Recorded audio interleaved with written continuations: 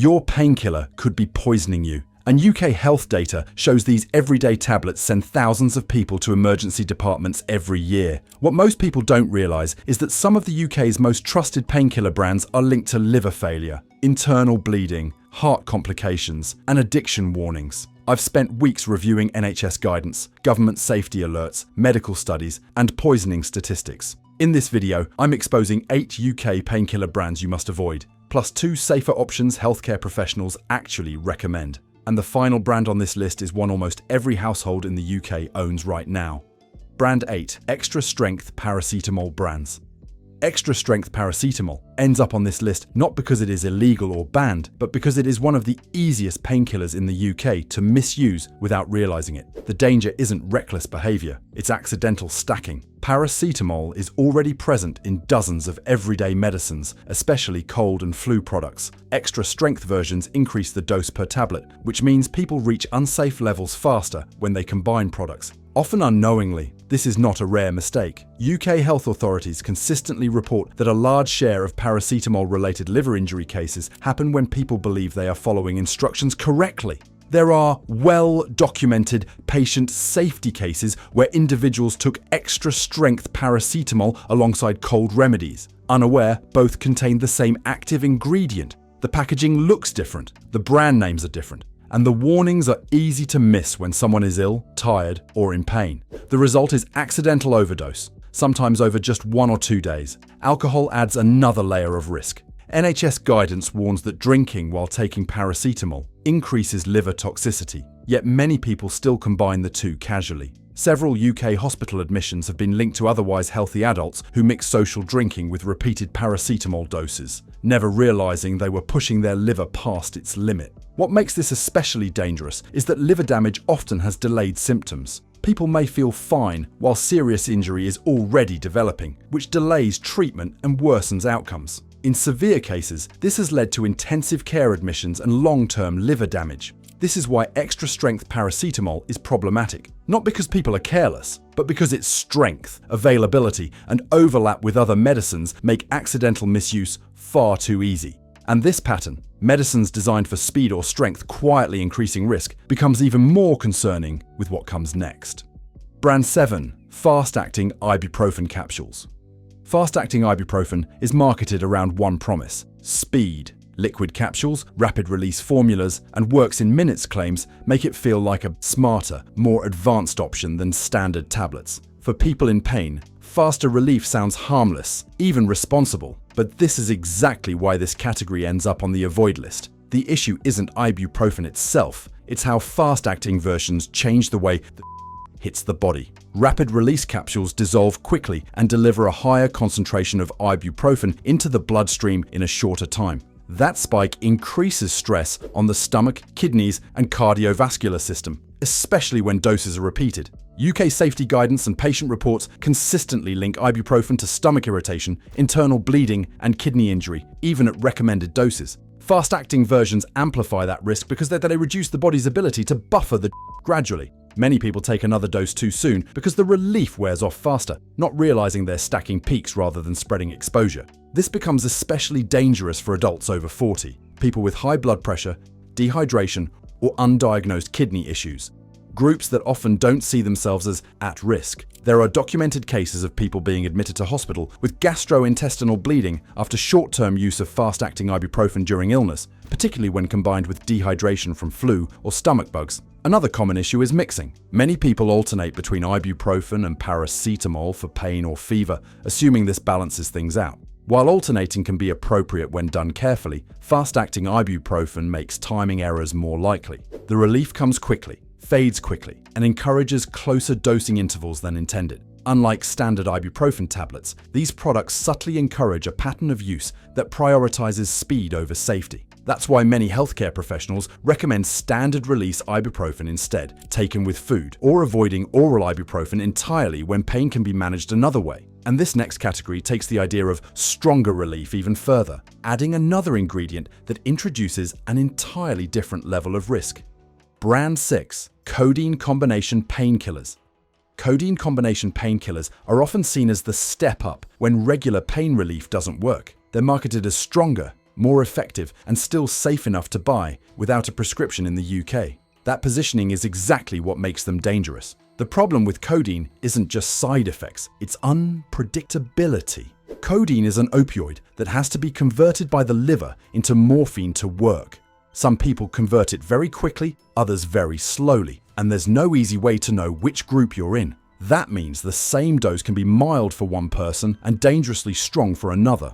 UK safety warnings and patient complaints show a consistent pattern. People take codeine exactly as directed and still experience extreme drowsiness, nausea, breathing suppression, or a feeling they weren't expecting. In some cases, especially when combined with alcohol or other sedating medications, this has led to emergency hospital treatment. Dependence is another major issue. Even short-term use can trigger withdrawal symptoms like headaches, restlessness, and anxiety once people stop. This leads some users to keep taking the medication not for pain, but to avoid feeling unwell, without realizing they've crossed into opioid dependence. That risk is precisely why UK regulators restrict pack sizes and require addiction warnings on codeine products. Combination formulas make things worse. Many codeine painkillers also contain paracetamol or ibuprofen, increasing the risk of accidental overdose or organ damage when people take more to chase pain relief. Several UK poisoning cases involve people exceeding safe paracetamol limits while focused only on the codeine content. Healthcare professionals frequently advise avoiding codeine unless there is no alternative, and even then, only for very short periods. The risk-to-benefit ratio is often far worse than people expect for something sold without a prescription. Before moving on, it's important to pause for a moment. Not every painkiller belongs on an avoid list. After seeing how strength, speed, and added ingredients increase risk, healthcare professionals often recommend stepping back to a simpler option that carries fewer hidden dangers when used correctly. This next one is not something to avoid, it's one of the safer choices many pharmacists point people toward. Safer option 2, Boots Paracetamol, 500 mg. Boots Paracetamol 500 mg is a single-ingredient painkiller designed without added opioids, stimulants, or rapid-release formulations. Each tablet contains a clearly defined dose, which makes it easier for people to stay within safe limits and avoid accidental stacking. Pharmacists often recommend this option precisely because it avoids the most common causes of harm seen with painkillers: combination formulas, overlapping ingredients, and unclear strength differences. When taken on its own, at the recommended intervals, it provides predictable relief without the added risks associated with extra strength or multi-symptom products. Most serious paracetamol-related injuries in the UK are linked to confusion, not to correct use of standard dose tablets. This product removes much of that confusion by making the active ingredient obvious and keeping the formulation simple. This doesn't mean it should be taken casually. Dose limits still matter, and alcohol should be avoided. But among oral painkillers, this is one of the options healthcare professionals most consistently describe as a safer starting point. With that said,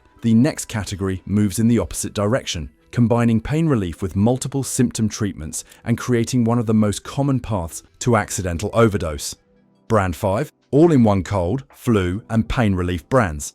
All-in-one cold and flu painkillers are sold as a convenience. One product to handle pain, fever, congestion, coughs, and sore throats. When you're ill, tired, and just want relief. That promise is hard to resist. The problem is that convenience is exactly what makes these products dangerous. Most of these brands contain multiple active ingredients, and one of them is almost always paracetamol. People often don't realize that because the branding focuses on symptoms, not substances. When someone takes an all-in-one product and then adds a separate painkiller for a headache or fever, they can unknowingly double up on paracetamol within hours. This is not a rare mistake. UK patient safety reports repeatedly show cases where people believed they were following instructions, yet still exceeded safe daily limits. The confusion usually comes from taking different brands at different times, each marketed for a different symptom, while sharing the same core ingredient. Illness makes this worse. When people have flu or a heavy cold, they tend to dose more frequently, sleep irregularly, and stop tracking time properly. That's when overlapping doses happen. Many hospital admissions linked to paracetamol overdose occur during cold and flu season for this exact reason. Some all-in-one products also include decongestants or sedating antihistamines. These can raise blood pressure, disrupt sleep, cause heart palpitations, or lead to dangerous drowsiness, especially when combined with alcohol or other medications. People may feel shaky, anxious, or unwell and assume it's the illness, not the medicine. Healthcare professionals frequently warn that multi-symptom painkillers are one of the most common sources of accidental overdose, not because people are careless, but because the formulas are complex and the labeling doesn't slow people down when they're sick. This is why many pharmacists advise treating symptoms separately rather than relying on all-in-one products. And the next category looks even more serious, offering longer-lasting relief, but with risks that many people underestimate. Brand 4. Naproxen-based over-the-counter painkillers.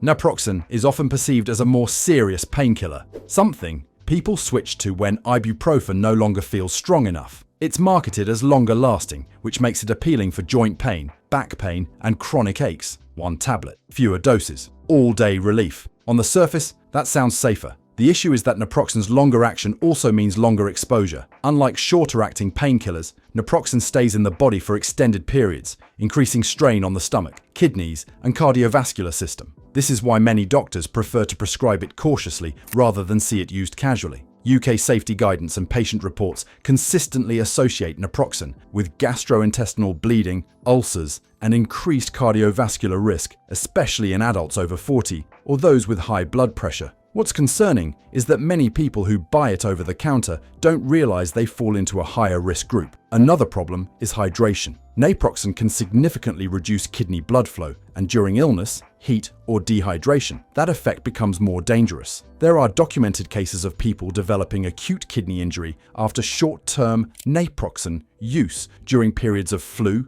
stomach illness, or heavy physical activity. Because the relief lasts longer, people also tend to underestimate cumulative risk. They assume fewer tablets equals less harm, when in reality, the drug is exerting pressure on the body for much longer than faster-clearing alternatives. This is why many pharmacists quietly recommend avoiding naproxen unless it's specifically advised by a healthcare professional who understands your medical history. It's not a painkiller that works well as a casual, self-directed option. Quick pause. If this is helping you rethink what's in your medicine cabinet, tap like and subscribe. These videos are about keeping you and your family safer. And next, we're moving to a category that looks cheaper and simpler on the surface, but carries risks most people completely overlook. Brand 3. Budget generic painkiller. Brands with minimal labeling. Budget generic painkillers look harmless. They're cheap, widely available, and often placed right next to big-name brands on supermarket shelves. For many people, they feel like a smart, no-nonsense choice. Same medicine, lower price. The problem isn't what's inside the tablet, it's how little clarity surrounds it. These products are legal, but the labeling is often minimal. Important warnings are printed in smaller text, ingredient emphasis is weaker, and dosing instructions can be easy to misread, especially for older adults or anyone taking multiple medications. When people are in pain, sick, or rushing, that lack of clarity matters. Patient safety reports show that dosing errors are more common with generics that don't clearly highlight active ingredients on the front of the pack. Someone may take a budget paracetamol, then later take a branded cold remedy without realizing they've doubled up. The price wasn't the risk, the confusion was. Another issue is trust by assumption. Many people believe that if a product is sold cheaply and widely, it must be extremely safe. That false sense of security leads to casual use, skipped label checks, and poor tracking of dose timing. Over time, that behavior increases the risk of accidental overdose or organ strain. Healthcare professionals often point out that the safest painkiller is the one you can clearly understand and correctly dose. When packaging fails to slow people down or clearly signal risk, mistakes become far more likely. This is why some pharmacists quietly discourage ultra-cheap generics for people managing pain at home, especially if they're already using other medicines. And next, we'll pause again, because there is another option healthcare professionals often recommend that avoids many of these clarity problems entirely. Safer option: ibuprofen, pain relief, gel. Topical ibuprofen gel, such as Voltarol and muscle pain relief gel, are applied directly to the area that hurts instead of being swallowed. That means the medicine acts locally at the site of pain, rather than circulating through the entire body. For muscle pain, joint stiffness, sprains, and back pain, this approach can dramatically reduce systemic side effects. One of the biggest advantages is what it avoids. Because the drug isn't processed in the same way as tablets, there is far less strain on the stomach, kidneys, and cardiovascular system. This makes topical gels a preferred option for people who are older, dehydrated, sensitive to oral painkillers, or already taking other medications. Pharmacists frequently recommend these gels to people who have had stomach issues with ibuprofen tablets or who need pain relief over several days. There's also a much lower risk of dangerous interactions since the medicine isn't stacking internally with other products. This doesn't mean topical gels are completely risk-free, but compared to fast-acting capsules or long-lasting oral painkillers, the margin for error is significantly smaller. For many common aches, they offer effective relief without exposing the whole body to unnecessary stress. Unfortunately, the next category does the opposite. It's designed to enter the bloodstream as quickly as possible, and that speed introduces risks most people never consider. Brand 2. Quick Melt Painkiller. Brands. Rapid-release painkillers are sold on one idea: speed. Quick melt, rapid action, and fast relief branding makes these products feel modern and efficient, especially when someone is in real discomfort. The faster it works, the better it must be, or so the logic goes. The issue is how that speed is achieved. Rapid-release formulations are designed to dissolve quickly and deliver a higher concentration of the drug into the bloodstream in a shorter window of time. That sudden spike increases the likelihood of side effects compared to standard tablets that absorb more gradually. Patient complaints and safety warnings consistently point to the same pattern. People feel relief quickly, assume the drug has worn off just as fast, and take another dose too soon. Instead of spreading exposure evenly, they end up stacking peaks. This raises the risk of stomach irritation, internal bleeding, kidney stress, and cardiovascular strain, even when people believe they are dosing responsibly. Another problem is perception. Rapid relief can mask warning signs. Nausea, dizziness, or stomach discomfort may be dismissed as pain, symptoms rather than early side effects of the medication. By the time people realize something is wrong, level in their system is already high. These products are also more likely to be used impulsively. When pain relief feels immediate, people are less likely to pause, read instructions carefully, or track timing between doses. That behavioral shift is subtle, but it's exactly what increases misuse risk. Many healthcare professionals prefer standard release tablets for this reason. Slower absorption gives the body time to respond and gives the user clearer feedback about how much they've taken. And the final category takes all of these risks and combines them with one more factor: familiarity, because the next brand is trusted, common, and already sitting in most homes. Brand 1. Panadol. Original paracetamol. Panadol Original sits at the top of this list because of how common and trusted it is, not because it's chemically different from other paracetamol tablets. This is the brand many people associate with safe, gentle, and default pain relief. And that perception is exactly where the risk begins. Because Panadol is so familiar, people are far more likely to take it repeatedly throughout the day without tracking doses carefully. A tablet for a headache, another for flu symptoms, another before bed. The brand feels routine, so the behavior becomes routine. And that's where safe limits quietly get crossed. UK poisoning and hospital data consistently show that paracetamol is responsible for a large proportion of medicine-related emergency admissions every year. A significant number of those cases involve widely used household brands like Panadol, not because they are stronger, but because they are used more often and combined more casually. Another major issue is stacking. Panadol is frequently taken alongside cold and flu remedies, prescription medications, or other over-the-counter products that also contain paracetamol. Many people don't realize how quickly the total daily dose adds up when different products are used across the same day. What makes this especially dangerous is delayed harm. Liver injury from paracetamol often doesn't cause immediate dramatic symptoms. People may feel mostly normal, which delays treatment and worsens outcomes. By the time warning signs appear, serious damage may already be underway. Healthcare professionals regularly stress that paracetamol is safe only when respected. The problem with Panadol Original is that its trusted reputation leads many people to stop treating it like a and start treating it like a harmless habit. That combination, familiarity, availability, and underestimation, is why this brand ranks number 1 on the avoid list. Not because it should never be used, but because it's the one people are most likely to misuse without realizing it. How to spot painkiller brands you should avoid. Before closing this video, this is the most important chapter, because avoiding risky painkillers isn't about memorizing brand names. It's about knowing what to look for on the box. Once you understand these signals, you can spot higher risk products instantly, no matter the brand. First, Check the milligram strength per tablet. If a product advertises extra strength, maximum strength, or unusually high milligrams per dose, that's your first red flag. Higher strength doesn't mean safer or better. It usually means you can cross safe limits faster, especially if you take more than one product in a day. Second, look for multiple active ingredients. If the front of the box lists several symptoms, pain, fever, congestion, cough, sleep, turn it over immediately. These products almost always contain overlapping drugs, especially paracetamol. The more symptoms a product treats, the harder it is to track what you're actually taking. Third, watch for speed-focused language. Words like fast-acting, rapid relief, quick melt, or liquid capsules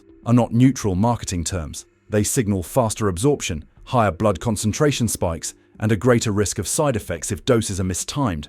Fourth, be cautious with long-lasting or extended relief claims. All day, 12-hour, or longer lasting means the drug stays in your system longer, increasing strain on organs like the stomach, kidneys, and heart, especially if you're older, dehydrated, or unwell. Fifth, scan for opioids or sedating ingredients. If you see codeine, dihydrocodeine, or warnings about drowsiness and addiction, treat that product with extreme caution. These drugs behave differently in different people and introduce dependence and breathing risks that basic painkillers don't. Sixth, don't ignore small print warnings. If a box advises avoiding alcohol, limiting use to a few days, or consulting a healthcare professional for common conditions, that's not routine. It's a sign the margin for error is small. Finally, be wary of familiarity. The more common and trusted a brand feels, the more likely people are to underestimate it. Familiar does not mean harmless. In fact, it's often the most familiar products that cause the most accidental harm. If you remember just one rule, make it this: simpler is safer. Single ingredient, standard dose, clear labeling. Anything that promises stronger, faster, longer, or all-in-one relief deserves a second look. Now that you know how to spot risky painkillers before they become a problem, we can close this video properly. If you think someone in your family, a parent, partner, or friend, might be at risk of making these same mistakes, share this video with them. It could genuinely prevent harm. Let me know in the comments what painkillers you've been using, or if any of this surprised you. Your experience might help someone else. And if you want more videos that break down everyday products, hidden risks, and what to actually do instead, subscribe. These aren't meant to scare you. They're meant to help you make safer choices with information most people never hear. Take care of yourself.